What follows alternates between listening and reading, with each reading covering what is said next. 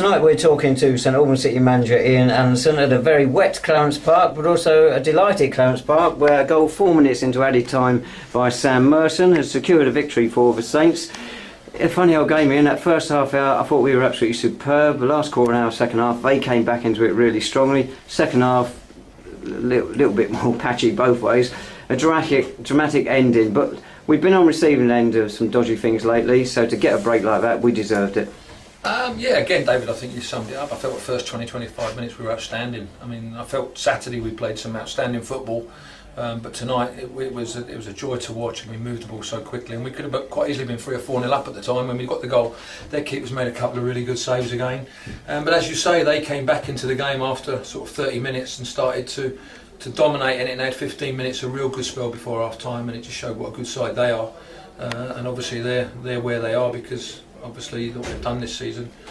Second half, I felt they dominated it for a little bit for 20-25 minutes, even though we looked more solid and we spoke about not giving anything away 15 minutes into the second half, and we was good from that side of it. And just when I felt we were starting to weather the storm and we were just going to look to put some fresh legs on, they got the goal and they got the equaliser, and then I thought it was going to be a test for us, but luckily enough we've gone and made 3 substitutions in that sort of period leading up to the last sort of 10-15 minutes, and I felt all 3 boys, Percy, Reece and Sam Merson, just livened us up again and gave us a second wind, and in the end, you know, we've gone on and got Nick to win, and you know, it's nice for us to come and score a goal in the 94th minute rather than conceding one as late as that. You needed a positive response, not for heads to be down after the loss of those 2 points with that late goal Saturday, and you certainly got it that first half hour, and getting that goal early on sent us on our way, but we needed that second goal, didn't we, really? Well, we did. You know, we got the second goal on Saturday, and unfortunately we switched off in the second half against Eastbourne, and we got punished in the last couple of minutes. But you know, I spoke to the players again today, and it's quite scary, really, when we said before, you know, when David Noble's not on the park and Charlie Walker's not on the park, and on Saturday when Ben Herburn on the park, our oldest player was Tom Bender at 24, which is quite scary. So we're a very, very young side. We're a side that's got a lot of experience when we've got those 3 players out, but when we've not got them on the pitch, it's a real lack of experience, and that's where we've got to try and manage these boys, because I know our game management side was slightly better than what it has been, and today I thought we managed the situation really well, and especially when it went 1-1, because we could have had a panic up there and we could have quite easily conceded a second goal, because they were on the ascendancy at the time, and I felt we came back into the game really well, and I felt we took the game, we looked to win it with the 3 substitutions we made. We've seen some decent performances by opposition sides, but they looked as good as anybody we played. Yeah, I'd have to say that. I think Lee's gone and got a good side together there. As we said there, at times, an experienced side. They've got players that have all been around, have all played. You know, they've all got an experience where they're going to use the ball at the right areas, and they know when they're going to go and defend and shut up shop. And I felt they did that really well, and until we got the goal in the last, as I say, for me the movement from Sam Merson was excellent. You know, Reece has got in on the back post, pulled it back, and Sam's come in near post, span to the back post and finished it really well. So both forwards have scored tonight, Charlie Walker and Sam, which is great from our point of view, and it's difficult at times because the second half for long periods they really just dominated for 20-25 minutes. We were chasing the ball for a lot of periods, but we defended really well. And if you look at it, Dean's not really had a lot to do today in terms of saves, because their possession was a lot more than we had at periods, but he didn't really have much to save because we defended so well. Talking of defenders, we've relied on Tom Gardner for goals recently, so it'd do both forwards, Sam Merson and Charlie Walker, well to get a goal each tonight. Yeah, it is, and as I say, Sean Lucian has been scoring, and Zane has been scoring, and Reece Williams has been scoring, so I think that's probably about 15 goals the 5 of them scored between them. So that's great from that side of it, because we did say at the start of the season that the wide players have got to be looking to score 10 and 15 goals between them, and you need sort of 15-20 goals from your 2 forwards. So it's been a little bit slow for the 2 forwards, but I have been starting one and resting one and swapping one around, and tonight, you know, I felt it was right to go and play Charlie against these, and it's worked a treat, because Sam's come off the bench, looked really sharp when he came on, and he probably just needed a little bit of a rest after having 2 games last week. It's a big result. That puts us back level at the top of the table with I think 3 other clubs. A nice position to be in, 10 games gone. Or yeah, it is, but as we know, it's not a sprint. We've said it all along. It's a marathon, and there's a long way to go. And I think nobody's more aware of what happened last year. I think we've got a different personnel in terms of the personnel we've got in the changing rooms. We've got a different breed in terms of wanting to go and win things and try things and do things slightly at times a little bit exaggerated, but you know, they've got a willingness to go and learn. They train extremely hard, these boys. They've got a great fitness about them, and you know, as I say, when things were going against us today, they stuck in there. They dug very, very deep. You know, even the games against Gloucester, with 10 men, we chased the game and got back into it.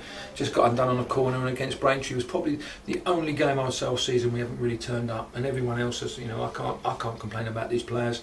They've been outstanding for me, and you know, they got a rollicking after the game on Saturday, and they got a rollicking not for the fact is they didn't try or they didn't play, it was the fact is that we didn't manage the game properly, and that's what they've got to learn. If they manage the game properly in a lot of these situations, you know, we'll go on and win more games than what we don't. So if they learn from that side of it, it'll be great. But you know, at the moment, you know, they're a pleasure to manage, and you know, there's a great willingness to go and win games of football with them. There's a new name on the team sheet tonight, Oluwayo Adeloye. What can you tell us about him? Well, he was at Stoke with Kieran Monlouis, and then he was playing at FC United last year, and he's been on trial at Hartlepool this season. So he's been in training with us a couple of times. We've been really impressed with him, and you know, I think he's going to be a great signing for us.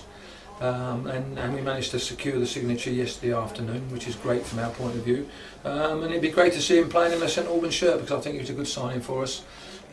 He's going to give us another area in the forward area. He's going to put Sam and he's going to put Charlie Walker under pressure, and it's going to be good from our point of view, because you know, to have 3 or 4 forwards. We've got young Kingsley from QPR as well, who proved when he came on against Gloucester how good he can be. So it's good to have 4 forwards there. You know, at times, you know, today we looked at maybe going and get 2 up there, but we pushed Zane in an area there, and Zane started to cause them problems with sort of 10-15 minutes to go, because he started to pop up into holes, and I think him and Sam got a little bit of an understanding where we was laying it into Sam, he was setting and spinning in behind them. So that looked good for me in the last 10-15 minutes. So it's another thing we've learnt. As you say, you do things in pre-season, you tend to forget about these things by the time you get to 10 games once the season started. But you know, it's been a tough start. We spoke about this last year, David. I think it was after the Hemel game. You know, we've had 10 games, and I spoke to a couple of managers yesterday, and they were all complaining about playing 11 games. I think the season's only 6 weeks old, or even 5.5 weeks old. We've played a quarter of the season. We go into the FA Cup this week, and it'd been nice to have had a break this week leading into the FA Cup. And you know, we say about it, but the league don't seem to want to listen to some of the managers.